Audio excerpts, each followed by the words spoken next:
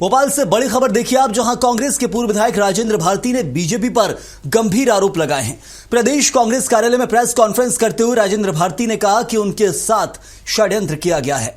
उन्होंने खुद को राणा सांगा की तरह शिकार बताते हुए कहा कि बीजेपी झूठ और गलत जानकारी के जरिए जनता को गुमराह कर रही है। राजेंद्र भारती ने आरोप लगाया कि 2008 से ही नरोत्तम मिश्रा ने उनके खिलाफ दबाव बनाने की कोशिश की। परिवार और कांग्रेसी कार्यकर्ताओं पर गलत केस दर्ज कराए गए और कारोबार तक प्रभावित किए गए हैं। ये भी कहा कि 2023 की हार के बाद भी उन पर दबाव बनाया गया। फेक न्यूज और दूसरे मामलों को वापस लेने के लिए धमकी दी गई।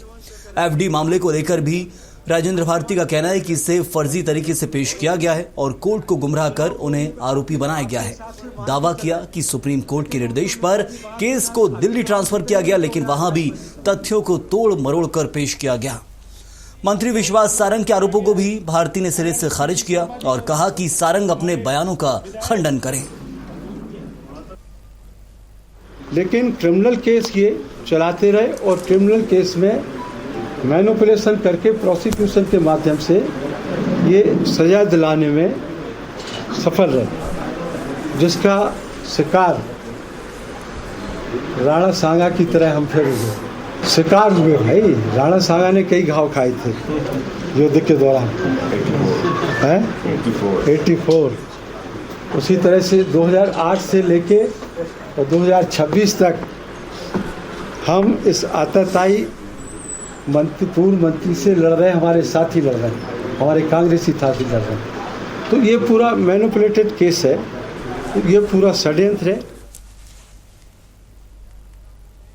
क्या ये हमें मालूम नहीं है कि ये केस दिग्विजय सिंह जी की सरकार के समय रजिस्टर हुआ?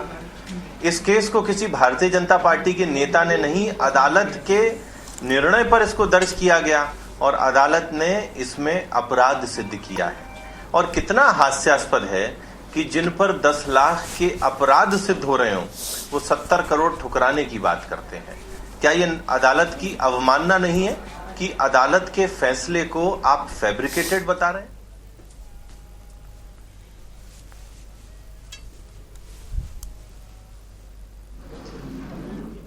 और चलिए इसी को लेकर चर्चा भी करेंगे। हमारे साथ हमारे संवाददाता कुमार संदीप जुड़े हुए हैं। संदीप, राजेंद्र भारती की जो प्रतिक्रिया निकलकर सामने आई है, सीधे बम फोड़ा बीजेपी के ऊपर और साथ ही टूट पड़े हैं नरोत्तम मिश्रा के ऊपर।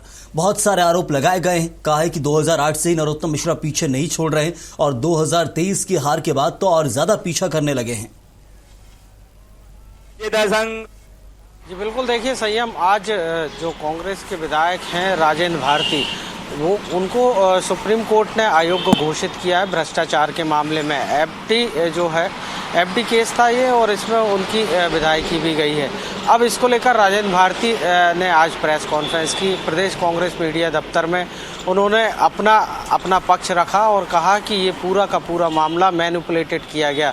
2008 से लेके अब तक 2026 तक जो नरोत्तम मिश्रा हैं वो उनके पीछे जो है हमेशा षड्यंत्र करते रहे हैं और इसी का नतीजा है कि केस को मैनिपुलेटेड करके जो एमपी एमएलए कोर्ट है उसे गुमराह किया गया। सुप्रीम कोर्ट में भी जो गवाह थे उन्हें जो है उन पर दबाव बनाया गया और इस तरह से कहीं ना कहीं उन्होंने गुमराह करने की बात कोर्ट को भी कही कि इस पूरे मामले में कोर्ट को गुमराह किया गया है। साथ ही साथ उन्होंने कई आरोप भी नरोत्तम मिश्रा पर जड़े, जिनमें कि गलत ढंग से उन पर फेक न्यूज़ मामले में दबाव बनाने सहित कई अन्य मामलों में व्यापार उनका बंद कराने में या कांग्रेस के जो कार्यकर्ता हैं उन्हें लगातार मानसिक रूप से परेशान करने की बात उन्होंने कही। साथ ही साथ उन्होंने ये भी कहा कि जिस तरह से पूरा का पूरा मामला हुआ है और मैनिपुलेशन इसमें किया गया है, गवाहों को डराया धमकाया गया है और इसी आधार पर उन्हें जो है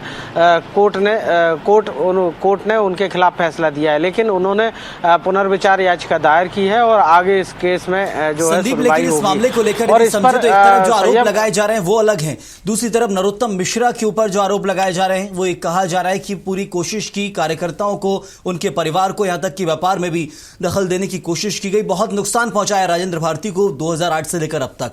लेकिन 2023 का जो फैसला था आम जनता का वो इससे इतर था। नरोत्तम मिश्रा हारे थे, राजेंद्र भारती जीते थे।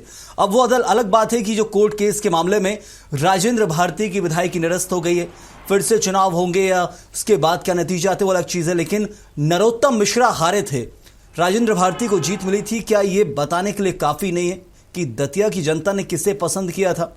लेकिन ये पूरा षड्यंत्र का आरोप लगा रहे राजेंद्र भारती। आखिर क्या समझें कि षड्यंत्र और जनता क्या चाहती है? दोनों इस वक्त नरोत्तम मिश्रा के खिलाफ बताया जा रहा है कि षड्यंत्र भी वो रचते हैं और जनता तो खिलाफ ही। 2023 का ये फैसला बताने के लिए काफी है।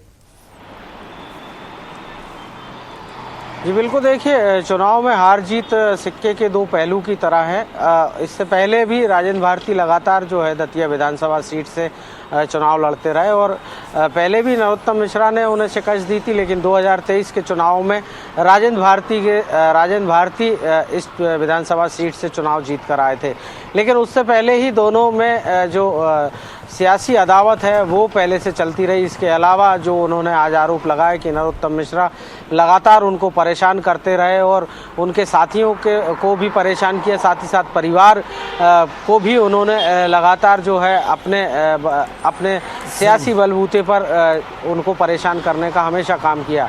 व्यापार को बंद कराया गया, तो काफ़ी संगीन आरोप जो है वो लगाया गया। दोनों के बीच सियासी अदावत पुरानी है, लेकिन अब जब कोर्ट की अगर बात चलता रहेगा, लेकिन कोर्ट का फैसला आ गया है और अब आने वाले कोर्ट के फैसले का इंतजार है जो सुप्रीम कोर्ट में याचिका दाखिल की जाएगी। क्या वहां से निकलता है? बहुत शुक्रिया आपका इस जानकारी के लिए। लेकिन फिलहाल आरोप ही लगाए जा रहे हैं। प्रेस कॉन्फ्रेंस कर सीधे बीजेपी और नरोत्तम मिश्रा पर भड़के हैं राजेंद्र भारती।